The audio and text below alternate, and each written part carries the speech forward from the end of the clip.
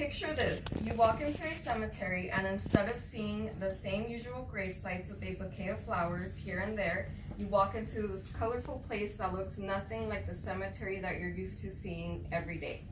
In almost all parts of Mexico, this is the site at most cemeteries from October 31st through November 2nd. It's a time to honor your deceased loved ones, a unique celebration of life called Dia de los Muertos.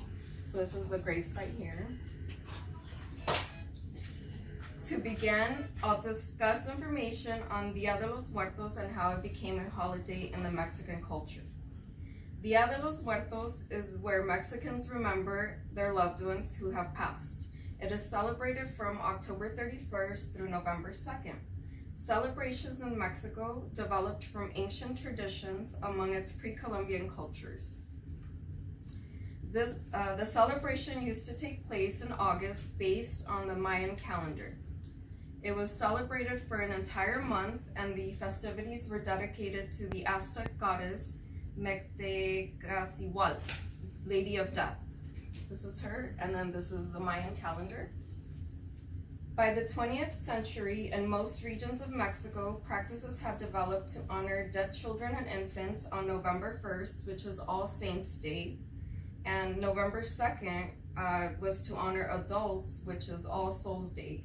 And it's a combination of the Catholic Church. Now I will talk about how the holiday is celebrated and what is done during these festivities. Families create ofrendas, which is Spanish for offerings, to honor the deceased. It's a collection of offerings dedicated to the person being honored. Some of their favorite things are placed on the altars or the grave sites. Each ofrenda has a different meaning.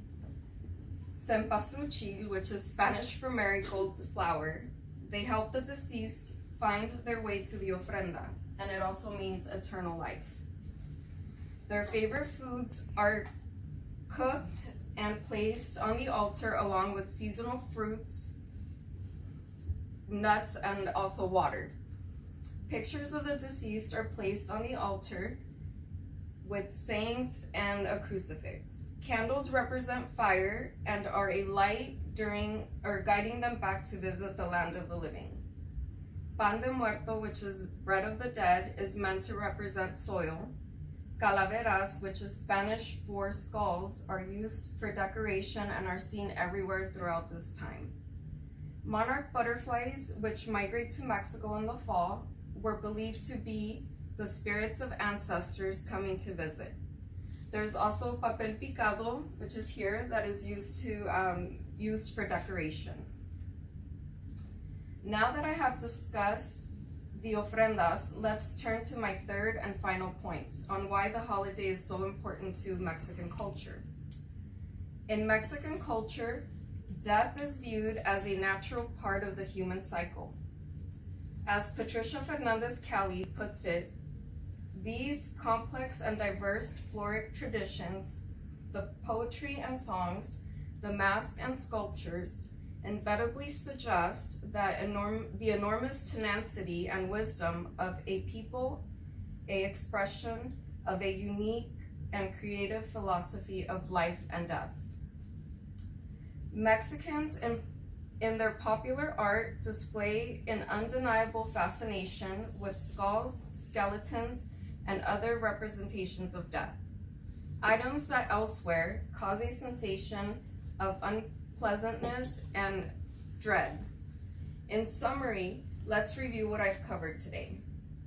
As we know, the 3-day festivities are filled with ofrendas, which are the marigold flowers.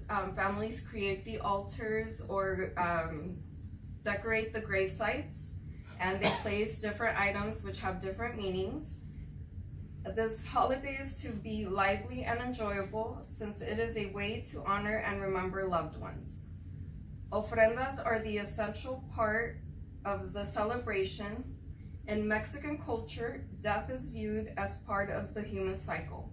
If you ever get a chance to experience a local festivity, please do so that you can enjoy more about the holiday. Thank you. Okay.